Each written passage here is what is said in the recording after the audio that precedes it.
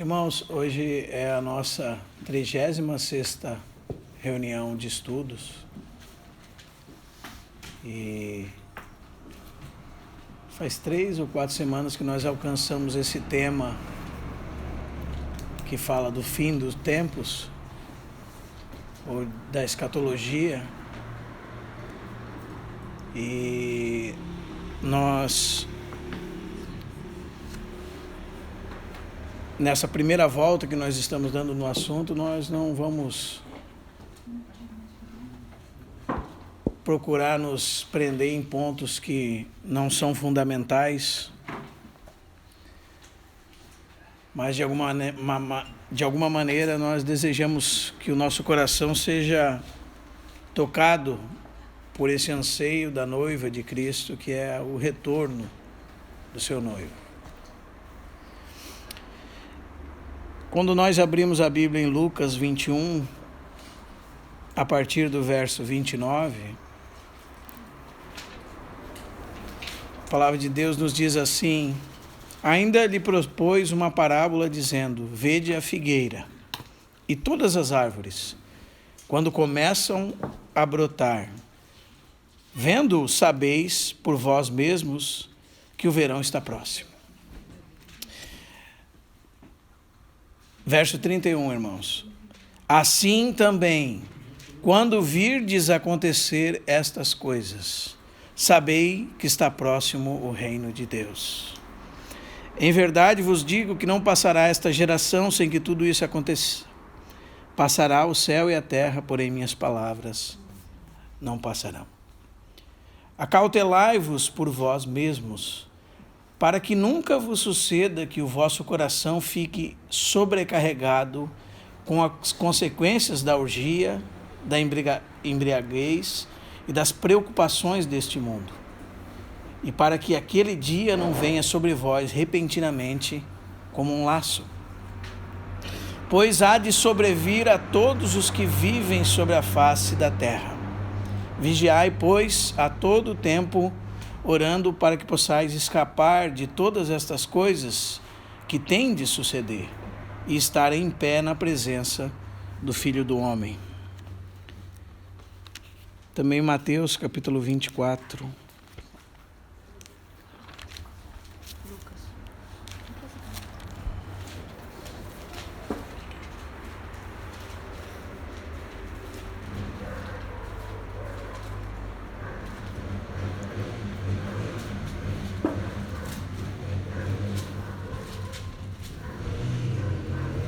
Os irmãos podem deixar aberto aí Mateus. Mateus capítulo 24, Marcos capítulo 13 e Lucas capítulo 21 é chamado de o pequeno Apocalipse sinóptico. É um condensado de informações que o próprio Senhor proferiu sobre o fim dos tempos. Então, por que pequeno? Porque no livro de Apocalipse você tem o grande Apocalipse, o livro da revelação de Jesus Cristo, como diz o verso 1 de Apocalipse 1, que Deus lhe deu para mostrar aos seus servos as coisas que em breve deveriam acontecer. E que, enviando por intermédio do seu anjo, revelou a seu servo João. Então, lá no último livro da Escritura, você tem o grande Apocalipse. Mas a maioria dos teólogos chama esse Apocalipse de isso que está descrito no capítulo 14 de Mateus, capítulo 13 de Marcos e capítulo 21 de Lucas, e algumas partes também de João, de o chamado pequeno Apocalipse sinóptico. Sinóptico porque ele é extraído dos 3 primeiros evangélicos, que são chamados de sinópticos. Sim significa junto, e óptico significa olhar, ver. E você nota que esses 3 primeiros evangelhos, eles contam muitas vezes um mesmo relato de 3 pontos de vista diferentes. E quando você vai conhecer sobre a história do nosso Senhor, você precisa olhar ele de vários ângulos diferentes. Por isso eles são chamados de sinópticos. E esse texto do capítulo 24 de Mateus, 13 de Lucas e 13 de Marcos e 21 de Lucas contém esse relato de Jesus. Quando aqueles discípulos olharam para as pedras e edificações daquele templo que Herodes estava embelezando e falaram para o Senhor assim: Senhor, olhe que pedras, que construções. E eles se surpreenderam com o que Jesus disse para eles, porque Jesus disse: vede todas essas coisas, em verdade vos digo que não restará pedra sobre pedra que não seja derribada. Talvez aquilo atemorizou seus discípulos. Depois, sentado no Monte das Oliveiras, o Evangelho de Marcos diz a quem o Senhor proferiu essas palavras, que foi a Pedro, a André, a João e a Tiago, seus discípulos. Sentado ao Monte das Oliveiras, eles vieram em particular e perguntaram ao Senhor essa pergunta que você tem no verso 3 de Mateus 24. Dize-nos, verso parte final, quando sucederão estas coisas? Essa é a destruição do templo. E que sinal haverá da tua vinda? Essa é uma outra parte. E uma terceira parte, e da consumação do século. Então a pergunta deles, ainda que fosse só uma, foi dividida pelo Senhor em 3 partes aqui. E o Senhor começou a descrever para eles essas coisas. E o que nós vamos falar hoje, irmãos, é exatamente sobre os sinais do fim. Porque quando nós lemos Lucas, você percebeu que Jesus disse no verso 33 do capítulo 21. Quando virdes, aliás, 31, acontecer estas coisas, sabei que está próximo o reino de Deus. O outro evangelista diz: sabei que está próxima a vossa redenção. E Jesus começa falando para eles: aprendei a parábola da figueira. Quando começam a brotar, vendo os ramos brotar, sabeis que está próximo o verão. Assim também, quando virdes acontecer estas coisas, sabeis que está próximo o reino de Deus. E sobre isso que nós gostaríamos de falar. Eu gostaria de lançar alguns elementos para os irmãos que ficam evidentes nas Escrituras, no que diz respeito ao reino de Deus, no que diz respeito ao fim de todas as coisas. São elementos que a Bíblia descreve que são sinais da vinda do nosso Senhor Jesus Cristo. E quando nós virmos estes sinais, nós precisamos levantar a nossa cabeça e estar atento. E a Bíblia diz para que esse dia não nos pegue como um laço, para que nós não sejamos pegos de surpresa. Então, eu acredito que uma das intenções do nosso Senhor é nos deixar alertas, vigilantes, desprender os nossos corações dos cuidados dessa vida, das fascinações das riquezas. Amém? E que nós possamos ter um coração de arrebatamento, de dizer: Maranata, ora vem, Senhor Jesus. Coração de noiva do Senhor. Então, o propósito principal de estudar isso, irmãos, não é ver os eventos que vão acontecer no futuro, mas sim ter um coração de que ame a vinda do Senhor. Esse é o nosso propósito. E que esteja atento e preparado para tanto. Amém? Porque há 2 extremos quando nós falamos das questões concernentes ao tempo do fim. Um dos extremos é você julgar que tudo isso está muito longe de você. E você se preocupa só com as coisas que estão ao seu redor e esquece da vinda de Cristo. Esquece que todos os cristãos deveriam viver à luz desse grande dia, como o Senhor fosse voltar hoje. E o outro extremo, irmãos, é que pessoas se atemorizam com isso, sabe?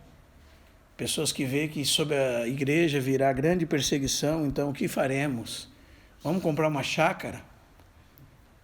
Vamos morar num sítio, porque o Senhor disse que era para fugir, né? E essas pessoas começam a criar temores em si mesmo. Por isso que o Senhor disse em Mateus 24, não se atemorizem, que ninguém vos engane, porque Ele deixou coisas evidentes para nós com respeito à sua vinda. E eu vejo que muitas vezes cada um de nós vem de algum tipo de escola diferente, ainda que você nem conheça o nome dessas escolas. Mas de alguma forma você foi influenciado sem nem saber por alguma delas. Sem nem saber muitas vezes. Sem nem saber o nome delas, né? Eu lembro-me que quando nós éramos pequenos e que nós acordávamos de madrugadas e pensávamos, ouvíamos muito sobre que alguns seriam tirados, arrebatados, e nós acordávamos no meio da noite e a primeira coisa que nós íamos fazer era ver se o meu pai estava em casa, porque o meu pai era um homem de Deus, alguém que serviu o Senhor com sinceridade. Se ele estivesse deitado na cama, então o Senhor não voltou, nós não ficamos, né? Tá tudo certo, pode voltar para a cama e dormir tranquilo, né? Então, nessa época nós não sabíamos que história era essa de pré-tribulacionismo, pós-tribulacionismo, de que linha teológica veio isso, da onde surgiu, isso nós não sabíamos. Nós ouvíamos falar isso influenciando a nossa maneira de pensar.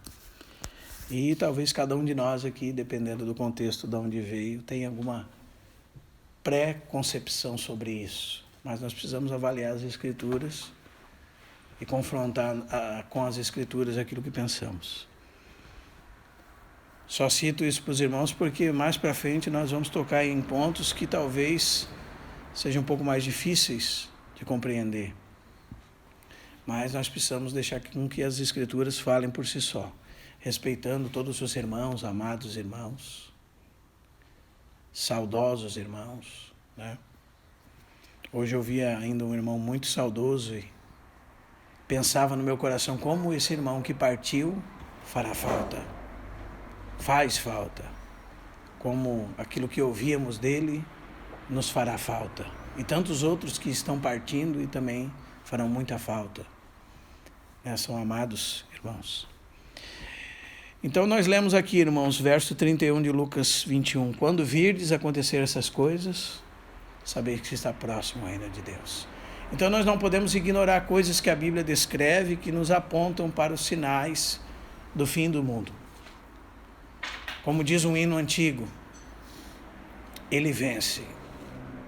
Eu li o final do livro. Ele vence.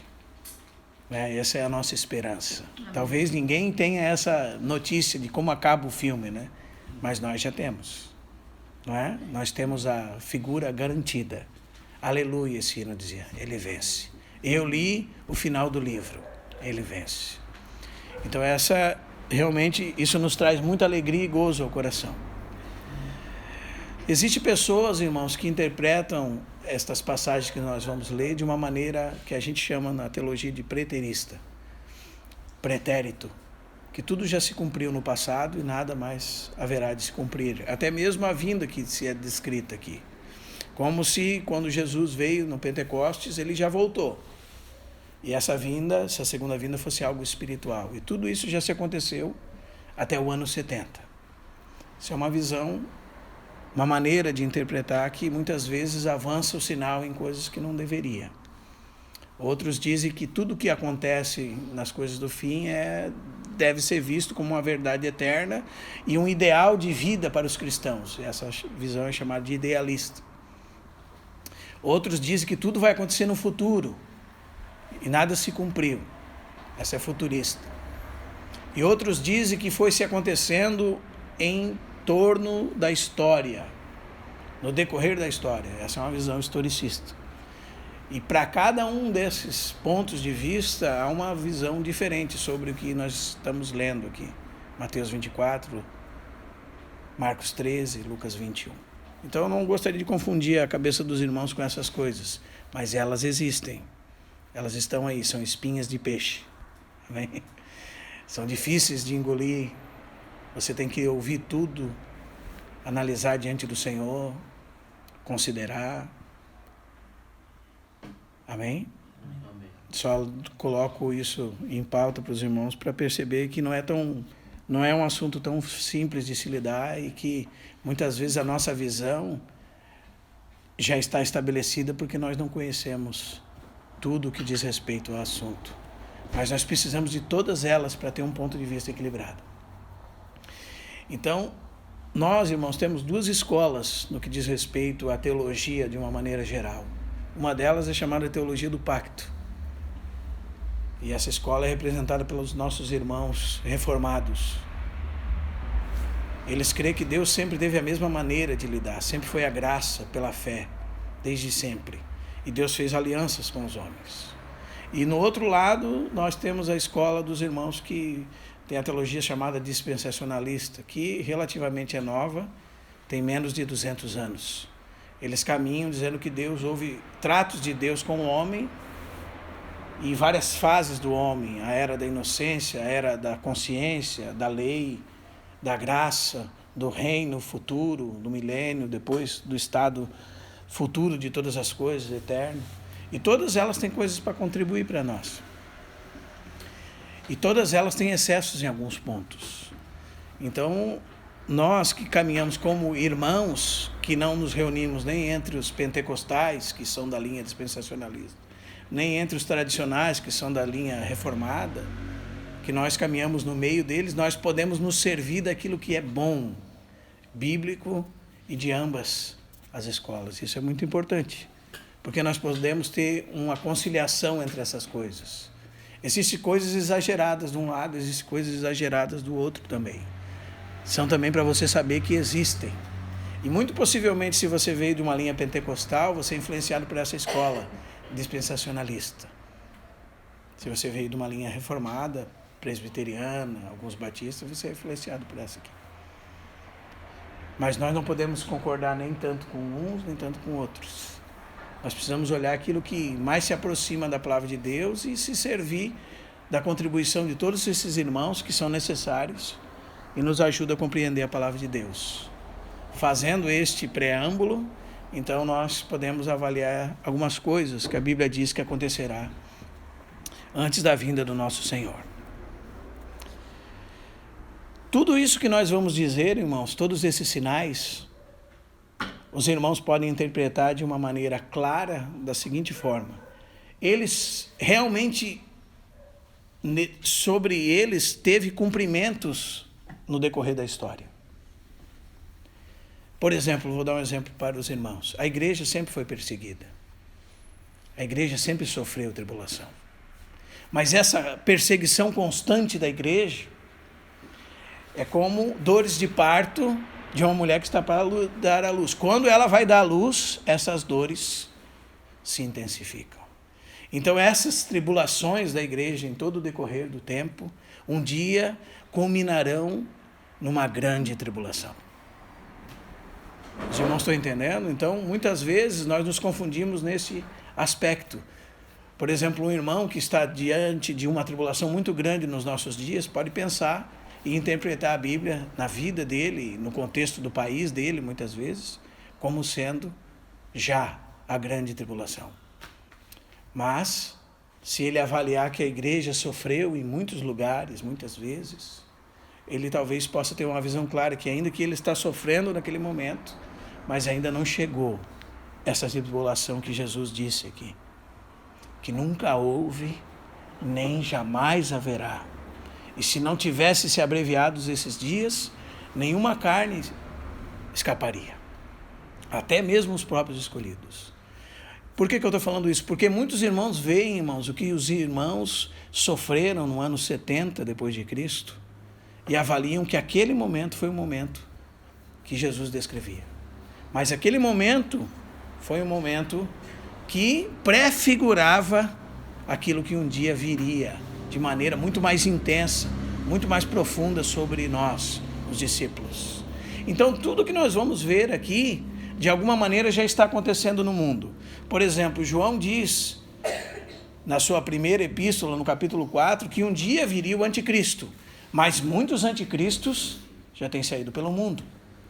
E que o espírito do anticristo já opera. Então, em todo tempo houve esse mistério da iniquidade operando no mundo, e muitos anticristos têm saído pelo mundo, desde o tempo de João. Mas um dia, esta pulsação que vem sendo mais pausada na história, um dia se tornará um personagem físico, um homem, a encarnação do homem da iniquidade, do filho da perdição, como diz 2 Tessalonicenses 2. Então, todos os sinais que nós vamos ver, nós podemos confundir momentos deles na história, como muitos irmãos confundiram. Por exemplo, todas as vezes que aparecia um grande líder mundial, que destruía coisas, que perseguia os irmãos, não é? Alguns apontavam ele como anticristo. Os irmãos estão entendendo, irmãos? Houve muitos homens na história que aconteceu isso. Por exemplo, até mesmo antes de Jesus, 200 anos antes de Jesus, houve um imperador da linha de Alexandre o Grande, que foi um dos sucessores dos 4 generais de Alexandre, um da linha dos Seleucas, que era chamado Antíoco, e o quarto Antíoco Epifano IV, ele se dizia Deus encarnado, Deus manifesto. E ele profanou o templo de Israel, ele lançou uma imagem dele dentro do templo, ele sacrificou porcos no templo, e de maneira pré-figurada aconteceu-se o que Jesus disse depois, pegou da profecia de Daniel e apontou para o fim do mundo. O abominável da desolação. Como descreveu o profeta Daniel. Quem lê, entenda. Então, Jesus pegou uma profecia de Daniel que, prefiguradamente, aconteceu naquele homem, anos antes de Jesus nascer, e lançou de novo para o fim de todas as coisas, para a consumação do mundo. Então, existe até um filósofo do século IV que escreveu um livro chamado Vidas Paralelas, por causa daquele texto de Eclesiastes, que diz tudo que é, já foi. E tudo que há de ser também já foi. Como se de alguma maneira Deus mostrasse para nós na história personagens que prefigurariam aquilo que aconteceria no futuro. Os irmãos estão entendendo, irmãos? E relacionando isso com os sinais do fim, com os sinais da vinda de Cristo, sempre houve na história momentos em que esses sinais estavam evidentes em algum lugar. Então, nós precisamos sempre estar preparados. Amém, irmãos? Quanto mais vedes que o dia se aproxima. Então, para nós está muito mais perto do que esteve para os nossos irmãos do passado. E nós precisamos viver sempre aguardando a chegada do Senhor. Isso é um espírito cristão. Amém? Então, o primeiro desses sinais que eu gostaria de mostrar para os irmãos, que Jesus diz, é que o Evangelho seria pregado a todas as nações.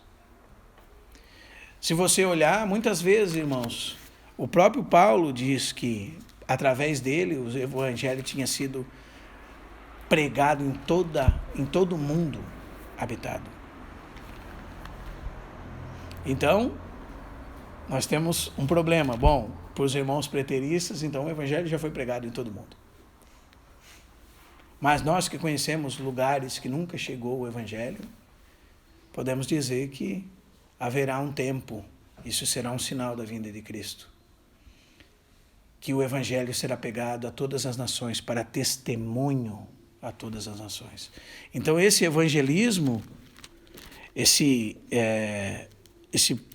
crescer do Evangelho tem acontecido nos nossos dias, irmãos.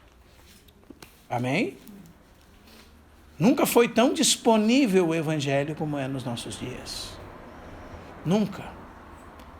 Pelos meios de comunicação, a facilidade que nós temos do evangelismo. O Senhor fala isso em Mateus 24:14. E será pregado este evangelho por todo o mundo para testemunho a todas as nações. Então, o que, irmãos? Virá o fim. Então, esse é um sinal da vinda do nosso Senhor, irmãos. Amém? Só que esse é um sinal que muitas vezes esteve evidente em todo o mundo. Você encontra avivamentos em todas as partes do mundo. Gostaria que o irmão tirasse uma ilusão também da mente. Nós pensamos às vezes que num país perseguido o evangelho é muito disseminado. Não, irmãos. Quanto mais o governo nos dá liberdade para falar, mais você vê crescente o número de irmãos.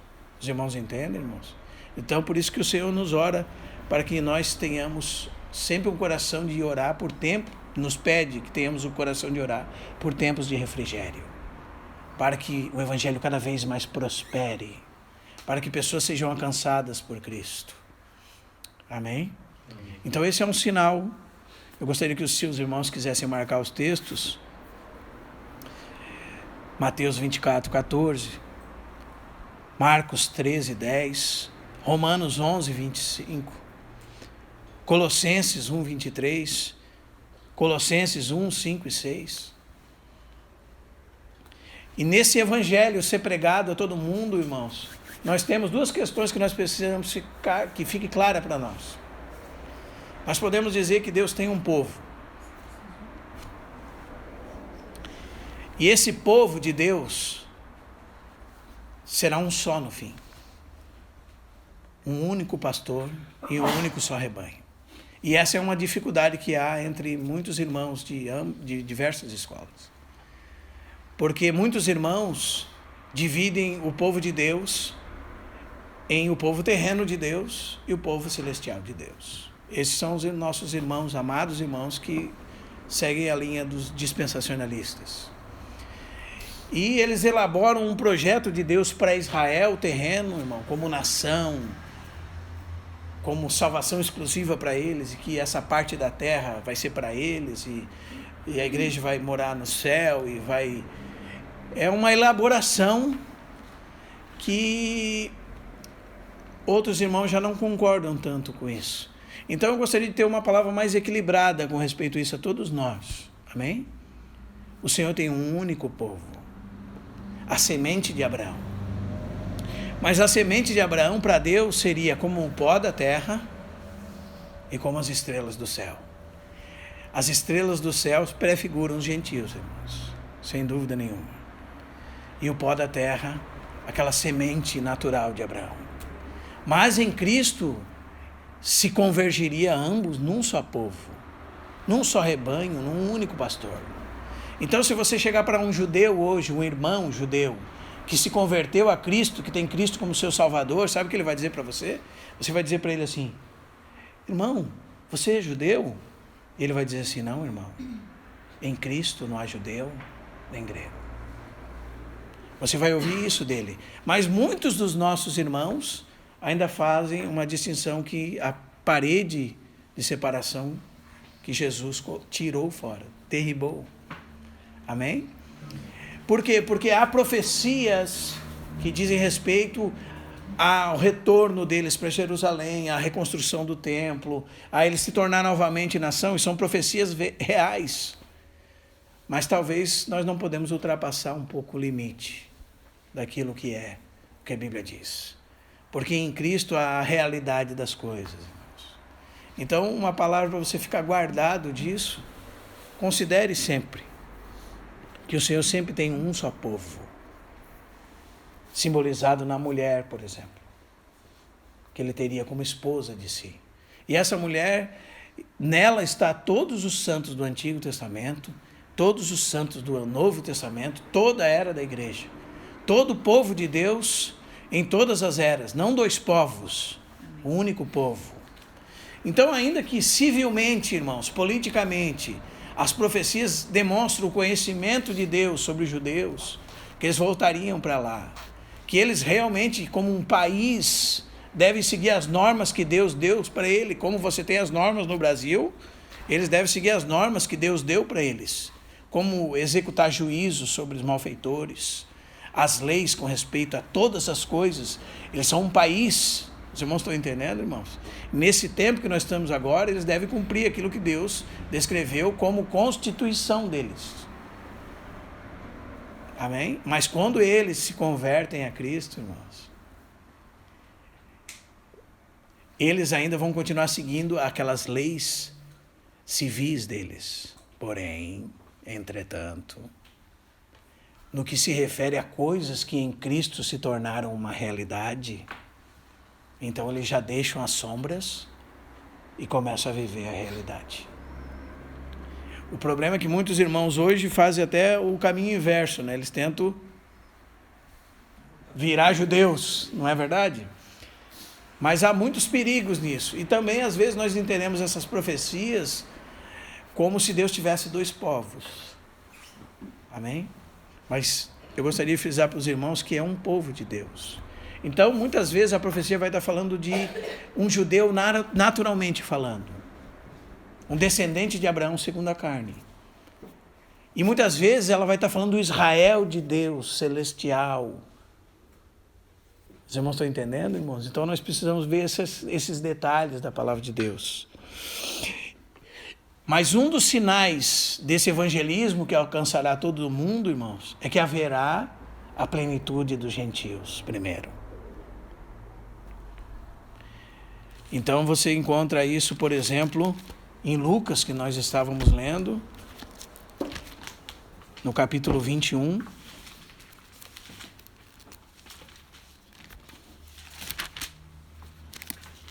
Às vezes os irmãos se preocupam. Nossa, irmão, como é complicado. Guarde os sinais. Amém?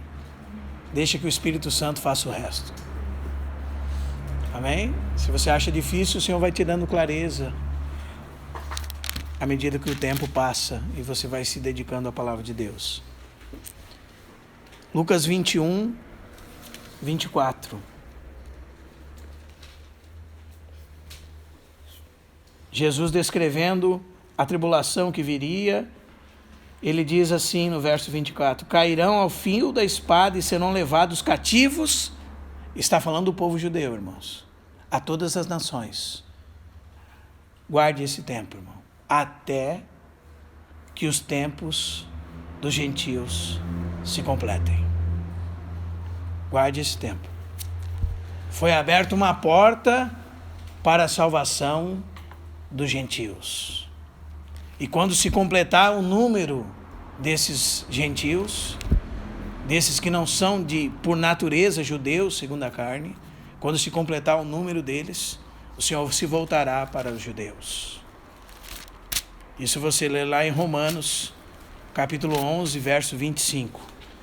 Isso nos traz grande alegria e temor. Sabe por quê, irmãos? Porque foi aberta uma porta para você e para mim. Amém.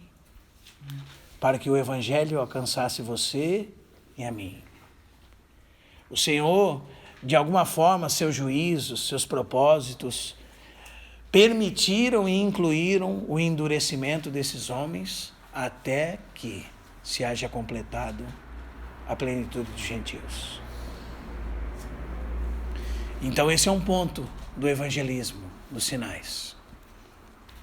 Fala assim, porque eu não quero, irmãos, que ignoreis este mistério. Isso é um mistério. Que vem endurecimento em parte a Israel, até que haja entrado a plenitude dos gentios. E assim, todo Israel será salvo. Como está escrito, virá de Sião o libertador, e ele apartará de Jacó as impiedades. Esta é a minha aliança com eles, diz o Senhor, quando eu tirar os seus pecados. Então, quando se completar o número dos gentios que vão ser alcançados pelo Evangelho e aderir à fé, o Senhor se voltará aos judeus e haverá a plenitude desse povo. O que significa essa plenitude, irmãos? Todo Israel será salvo aqui. Paulo está falando que todo judeu que existe, que nasceu, vai, por ser judeu, ser salvo? Não, é só você ler os 3 capítulos 9 e 10. Paulo está se referindo àquele remanescente que será recebido entre o povo de Deus pela fé em Jesus Cristo. Será salvo pelo libertador que virá. E fala Zacarias capítulo 14 que olharão aquele a quem transpassaram e chorarão sobre ele como quem chora por um unigênito e por muitos dias. Zacarias diz que eles verão as marcas nas suas mãos e dirão: que marcas são estas nas tuas mãos? E ele dirá para eles: estas são as marcas com as quais eu fui ferido na casa dos meus amigos. Então eles reconhecerão a Cristo como Messias e serão salvos, serão incluídos entre o povo de Deus. E há um número deles que precisa ser completado. E nós temos visto a conversão de muitos deles, irmãos. Muitos deles. Tem lugares que em uma somente reunião, 600 ortodoxos se convertendo. 1000 ortodoxos se convertendo, recebendo Jesus Cristo como Messias, o ungido, o esperado, reconhecendo. E um irmão do passado dizia que todas as vezes que um judeu recebe a Cristo, se cumpre essa profecia neles. Chorarão por aquele a quem transpassaram, porque por dias eles se lamentam por não ter reconhecido a Cristo como o Messias. E esse tempo se cumprirá em que o povo de Deus terá seu número completo, tanto a plenitude dos gentios como a plenitude entre eles que serão salvos. Serão salvos por ser judeu? Não. Serão salvos pela fé em Jesus Cristo, pelo único caminho pelo qual eles podem ser salvos. Não por serem judeus de nascimento, mas por serem filhos de Abraão agora, espiritualmente, pela fé em Jesus Cristo. Então você precisa ficar atento na Escritura. Quando você encontra um filho de Israel, está falando do Israel espiritual, de um irmão de Paulo, segundo a carne. Precisamos ficar atentos a essas coisas. A palavra de Deus não é tão simples como muitas vezes nós pensamos, irmãos. Amém? Mais uma pergunta que nós precisamos responder. Todas as pessoas serão salvas? Porque se o evangelho alcançará o mundo todo, todos serão salvos? Não. Será pregado o evangelho a todas as nações como testemunho. Significa que todos receberão a Cristo, irmãos? Não. Apocalipse é muito claro. Senão você vai cair num erro chamado universalismo. Todos serão salvos. Deus ama a todos. Deus receberá a todos. E a Bíblia não diz isso. A Bíblia diz que não, aqueles que não receberem a Cristo estarão em condenação eterna. Serão réus de juízo eterno. E padecerão em tormento eterno pelos séculos dos séculos, porque não receberam a salvação. Então não é por nenhum outro motivo que se recebe a salvação, senão por Cristo. Mas esses detalhes precisavam ser apontados para os irmãos. Um segundo detalhe que já aconteceu em 1948. Isaías 66:8 diz assim: pode uma nação nascer em um dia? É possível que uma nação nasça em um dia? É possível. Nós vimos se cumprir isso, irmãos. Isso é um sinal que o Senhor está voltando. Eles, como nação, por autorização das Nações Unidas, foram reconhecidos pelo mundo como nação num único dia. E Jesus disse para nós acabamos de ler tanto em Mateus como em Lucas, atentai à parábola da figueira. E a figueira que Jesus amaldiçoa no capítulo 23 de Mateus é o próprio Israel. É só você ler as duas figueiras do Antigo Testamento como figuras de Israel. E quando nós vimos que isso está acontecendo, nós precisamos estar atentos, porque são sinais que o Senhor está voltando. Amém? Então a restauração de Israel como nação é um sinal que o Senhor está voltando. Isaías 66:8, Mateus 24:32. Eles voltaram à sua terra, a terra que foi prometida a Abraão e que é de herança deles. Amém? Estão voltando de todas as partes do mundo. São convocados a voltarem. Todos aqueles que são reconhecidos como judeus são convocados a voltarem. E depois, na Guerra dos 6 Dias, eles voltaram à sua cidade. Jerusalém voltou a ser propriedade deles. E o que falta agora, irmãos? Ora, falta-se estabelecer os fundamentos. A ordem é essa. Falta-se voltar ao sacrifício da parte deles, politicamente. Falta-se estabelecer os fundamentos do templo. Falta-se reconstruir o templo. E muitos muçulmanos, teólogos muçulmanos hoje, já reconhecem que não há mal nenhum em os judeus fazerem daquele lugar o seu templo. Porque às vezes você ouve coisas do tipo, não, jamais vai acontecer eles reconstruir o templo lá, porque eles não vão permitir, não. Muitos teólogos já dizem, muçulmanos, não há mal nenhum eles fazerem. E aliás, irmãos, muitos Aliás, se você entrar no Instituto do Templo, você sabe que todo o templo já está pré-moldado e pronto. E todos os seus utensílios.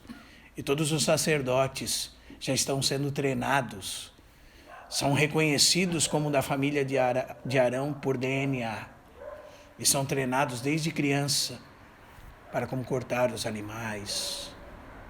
Como descreve o livro de Levítico, exatamente como descreve. Tem escolas deles. Então essas coisas estão acontecendo nos nossos olhos, diante dos nossos dias. E eu só cito para os irmãos de passagem. Amém? Porque nós vamos ver talvez isso acontecer. Então ele se levantou como nação, renasceu, depois como cidade. E eu gostaria de ler só um texto para os irmãos. Está em Jeremias.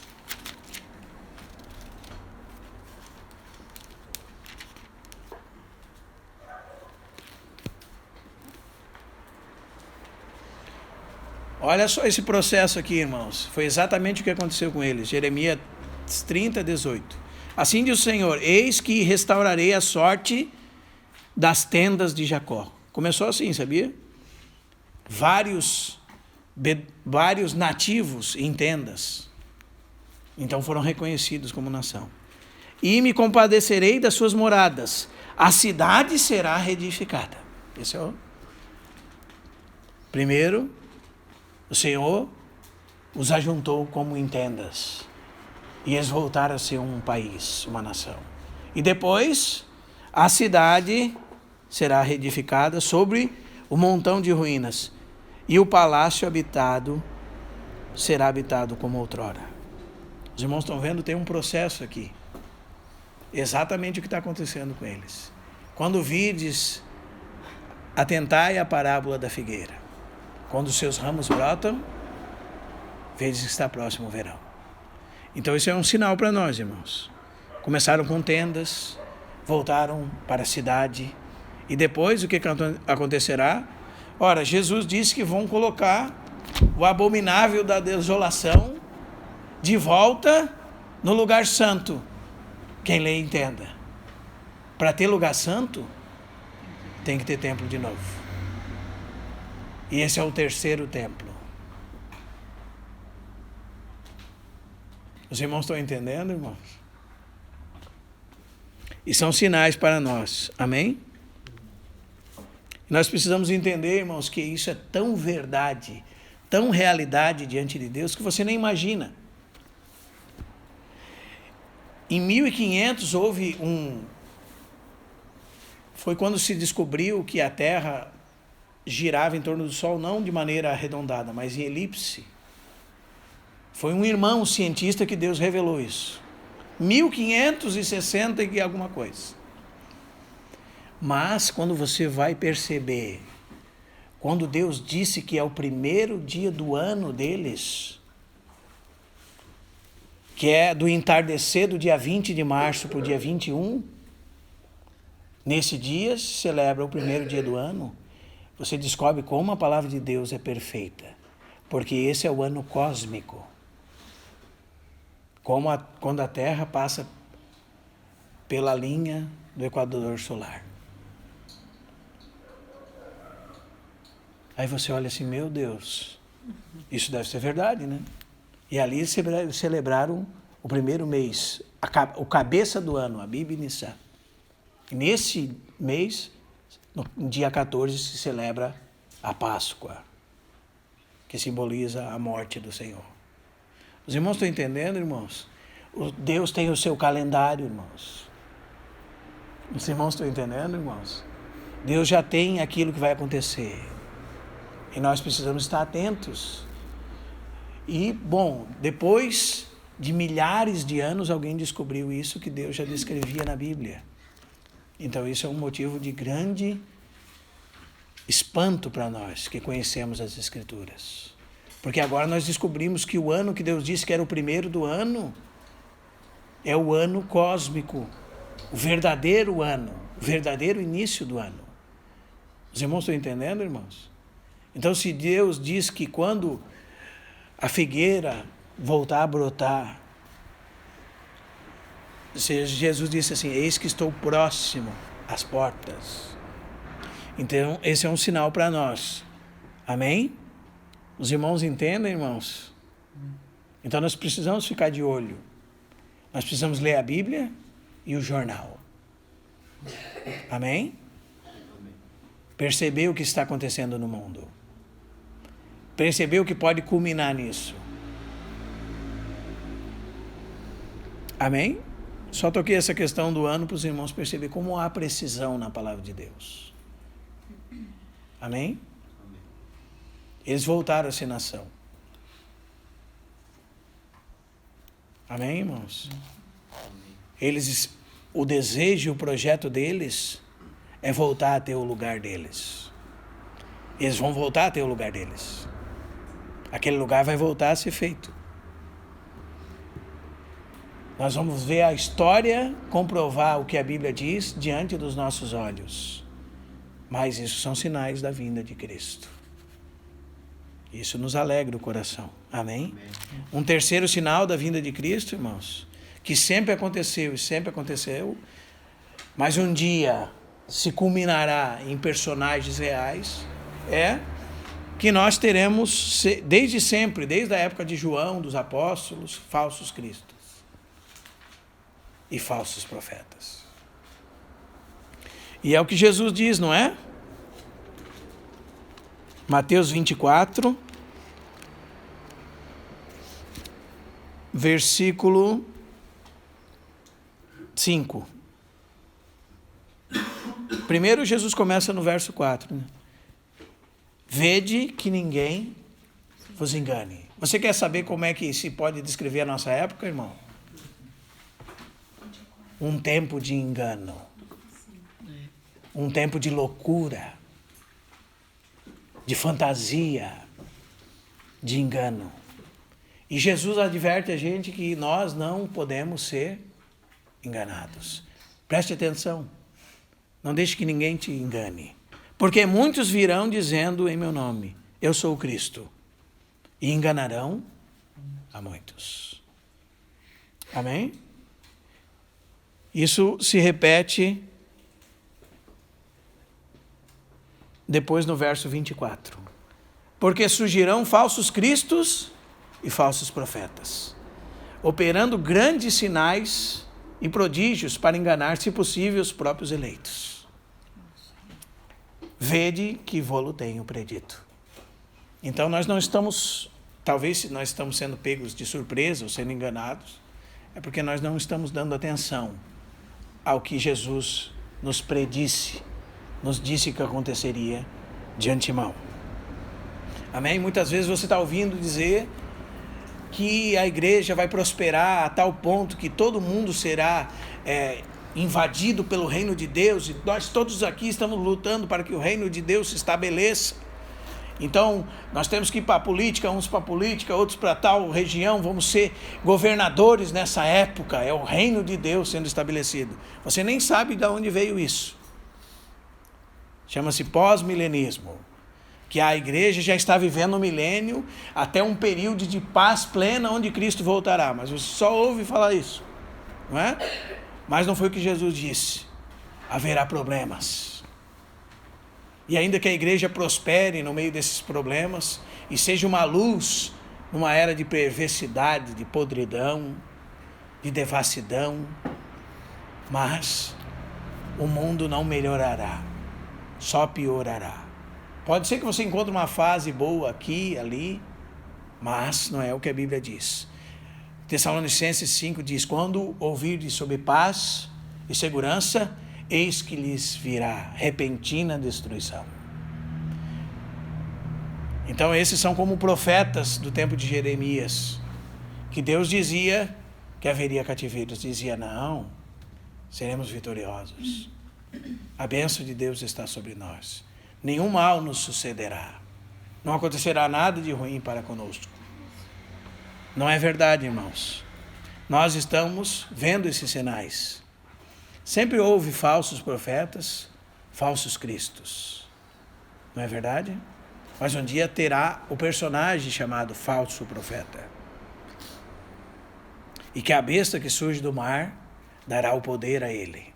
Ele falar prodígios, isso é lá no fim. Nós veremos ele. Veremos o anticristo, a encarnação do mal. Veremos isso. Mas agora você já pode ficar atento. Você tem visto falsos profetas?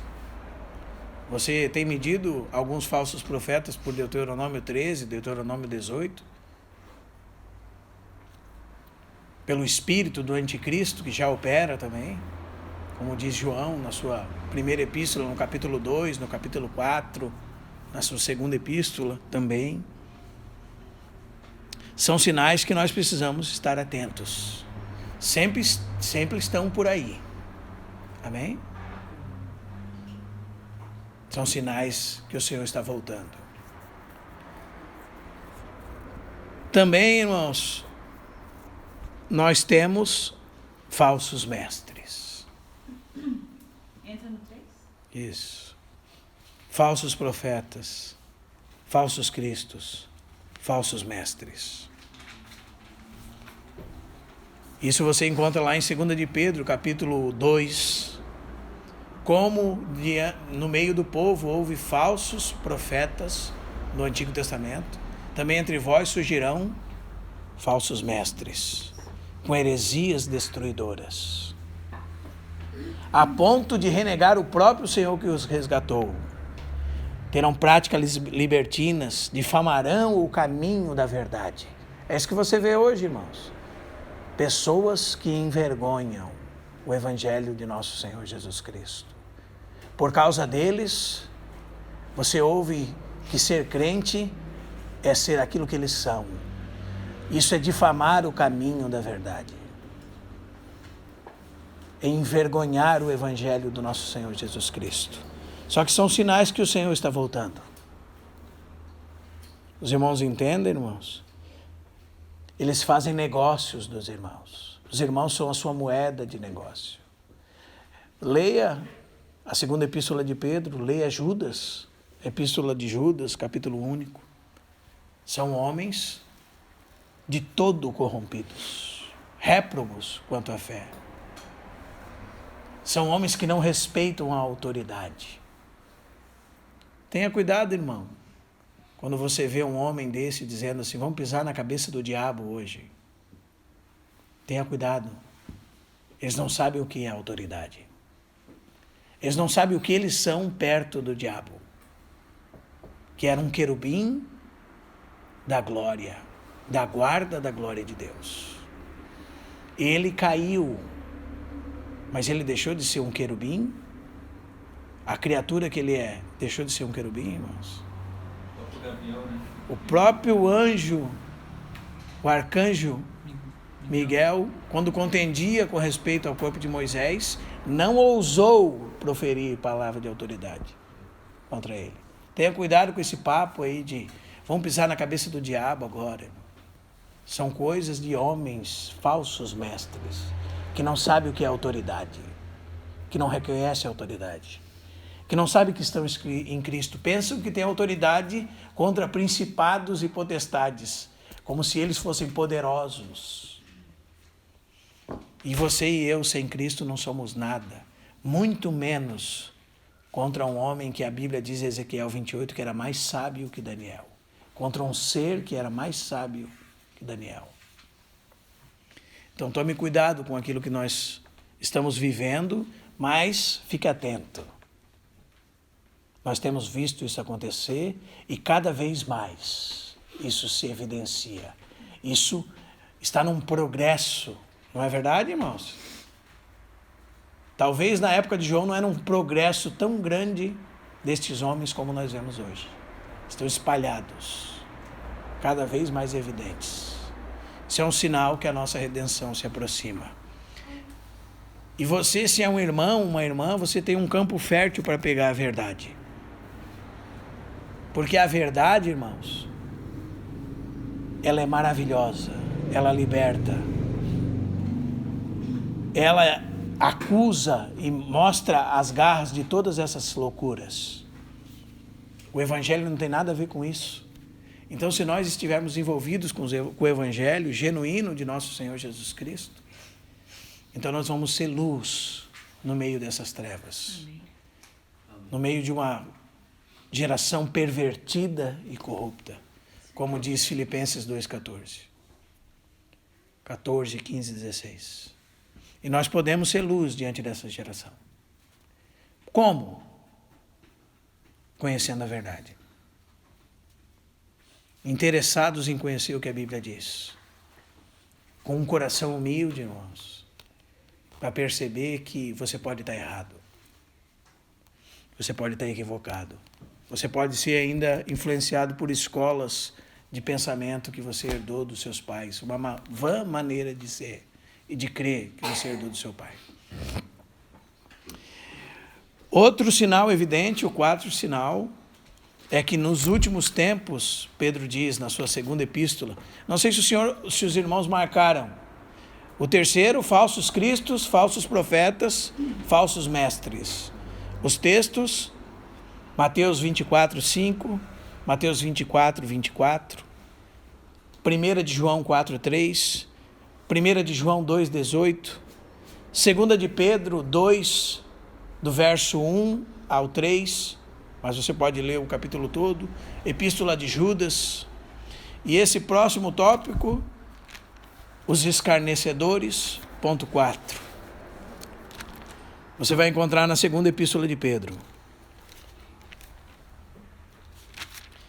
E os irmãos veem que nós poderíamos estudar detalhadamente, irmãos, cada uma dessas coisas. Não é verdade? Mas a nossa intenção não é essa.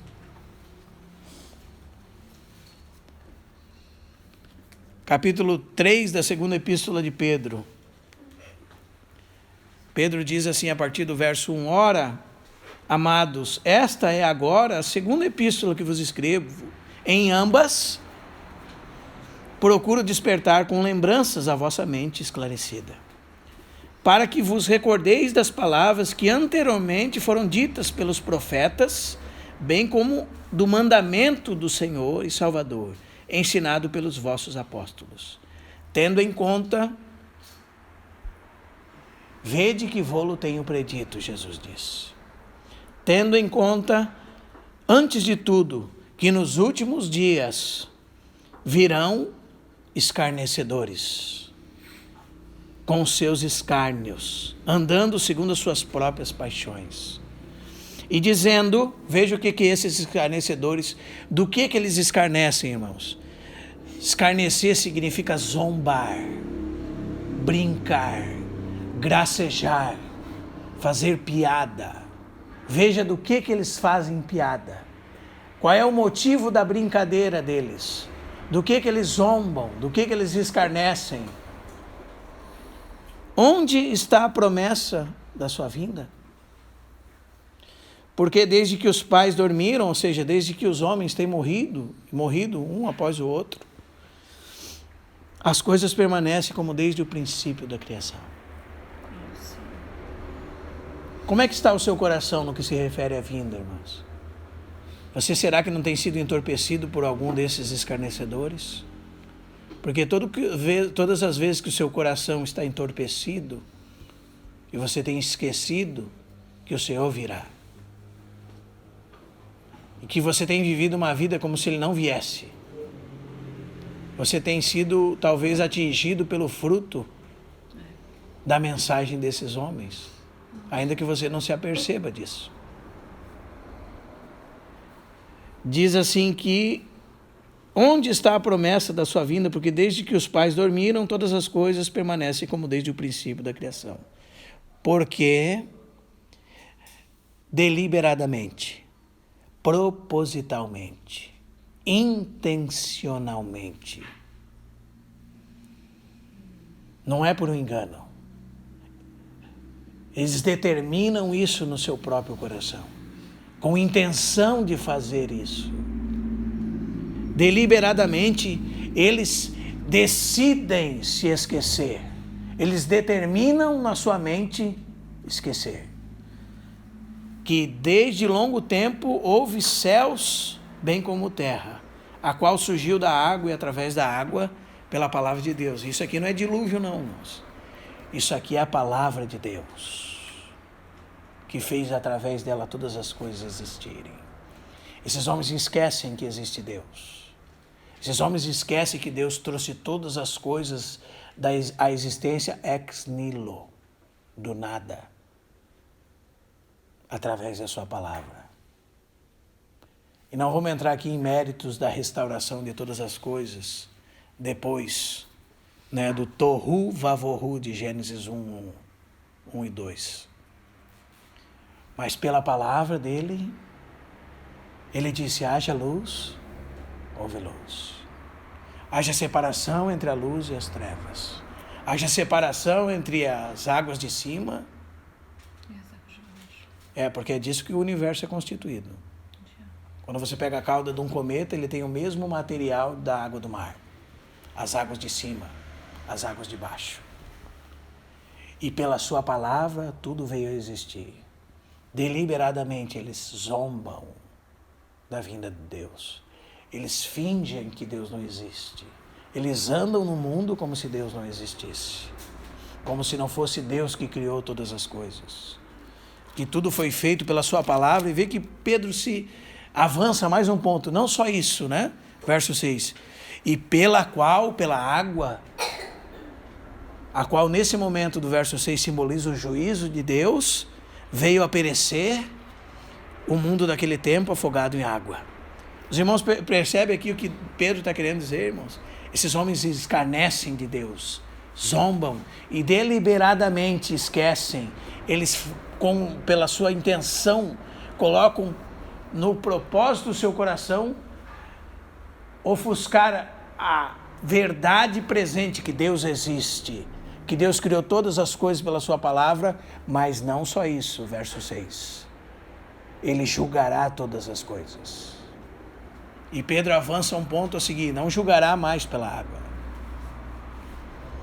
Agora será diferente. Como a Thaís orou aqui. E como diz em Abacuque capítulo 2, não é bom que os homens trabalhem para o fogo.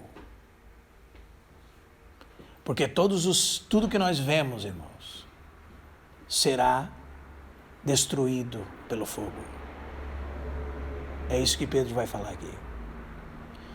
Ora, os céus que agora existem e a terra, pela mesma palavra, têm sido guardados, entesourados. Para onde, irmãos? Pelo fogo. Por isso que Abacuque disse, não é bom que os homens trabalhem para o fogo. Os irmãos entendem que o que isso repercute na nossa vida cristã prática, irmãos? Você está trabalhando para o fogo? Para armazenar material que será lançado no fogo? É para isso que você está trabalhando? Para que você trabalha? Você trabalha para, como diz Eclesiastes 9:10, para aquilo que o Senhor coloca na sua mão, você faz segundo as suas forças. Porque quando você morrer, e para o lugar que você vai, lá você não vai poder fazer trabalho nenhum. Então, quando as coisas vêm na sua mão para fazer, você faz segundo as suas forças, ou você está trabalhando acima das suas forças? Como um homem desesperado, entesourando para o fogo. Então, talvez você está caindo na mensagem dos escarnecedores. O Senhor tarda. Coloque na sua consciência uma pedra sobre o nome dele, e sobre a existência dele, e sobre que esse Deus que existe e criou todas as coisas pela sua palavra, pela mesma palavra julgará o mundo, mas não mais com água. Agora com fogo. E quando você ouve um terremoto, no final, no meio do livro de Apocalipse, em que nenhum monte ficará de pé, significa, irmãos, que um dia os polos da terra serão mudados de lugar. Serão trocados de lugar por algum motivo. Alguma coisa causará a mudança dos polos. E que tudo isso será destruído. Então, para que nós estamos trabalhando mesmo? E continua dizendo, ora, todavia uma coisa, amados, que não deveis esquecer, que um dia para o Senhor é como 1000 anos, e 1000 anos como um dia. Não retarde o Senhor a sua promessa, como muitos a têm por demorada. Antes, o que ele é? Longânimo. Não querendo que nenhum pereça, mas que todos venham ao arrependimento. Olha só, irmãos, esse dia que todo olho verá, que será como fogo, e onde os elementos, como diz Pedro, se desfarão, verso 11, visto que essas coisas há de ser desfeitas, deveis ser tais como que vivem em santo procedimento e piedade. Olha só, nesse momento em que o fogo consumirá todas as coisas, que os elementos se desfarão abrasados, esse momento é chamado de a vinda do Senhor como um ladrão. Então o que você pensa da vinda do Senhor como um ladrão? Você pensa que alguns serão tirados quando o Senhor vier como um ladrão e outros deixados? Você está totalmente enganado, segundo o que me parece. Porque aqui está falando do juízo terrível de Deus sobre o mundo, onde os elementos serão lançados ao fogo e serão consumidos como fogo. E Pedro chama essa vinda do Senhor evidente, visível, do dia que ele virá como um ladrão. Mas alguns irmãos pensam que o dia que ele virá como um ladrão é o dia que ele vai roubar alguns e deixar outros. Mas me parece que esse contexto aqui não está falando que vai tirar um e levar outros. Está falando que nesse momento em que o mundo será julgado, será o momento da vinda do Senhor, como um ladrão. Leia o verso 10. Virá, entretanto, como... Poxa, irmão, talvez você pensou que quando o Senhor viesse como um ladrão, os irmãos mais santificados iam embora e os outros iam ficar, né? E esses iam passar pela tribulação, então depois da tribulação, então eles seriam salvos. Mas essa vinda com o Senhor como um ladrão não parece que é um rapto de ninguém. Parece que é no momento que ele julgará o mundo com fogo. Leia o texto. Virá o Senhor como um ladrão. O dia do Senhor, qual? Qual é o dia do Senhor como um ladrão? Que os céus passarão como um estrondo. E o que mais? E os elementos se desfarão no fogo, irmão. Abrasados no dia do juízo. No dia da ira do Senhor. Os irmãos estão me entendendo, irmãos? Tome cuidado. Muito cuidado. O Senhor virá como um ladrão e vai salvar você se você for um homem bonzinho. Tome cuidado, irmão. Muito cuidado. Amém? Espero estar errado. Amém? Com todas as forças do meu ser. Da minha carne, melhor dizendo. Amém? Porque daí eu não vou sofrer nada. Não é? Se eu estiver errado, eu não vou sofrer nada. Mas me parece que se isso aqui está certo... Continuando então. Qual é o quarto sinal? Escarnecedores. Vamos falar mais um somente, então nós vamos comemorar o aniversário do Xande. Comendo o que mesmo? Surpresa. Comendo surpresa. Amém? Melhor, irmãos, nós vamos parar por aqui essa semana. Se você quiser saber o próximo ponto, não perca as cenas do próximo capítulo. Nesse mesmo bate-canal, nesse mesmo bate-horário. Amém?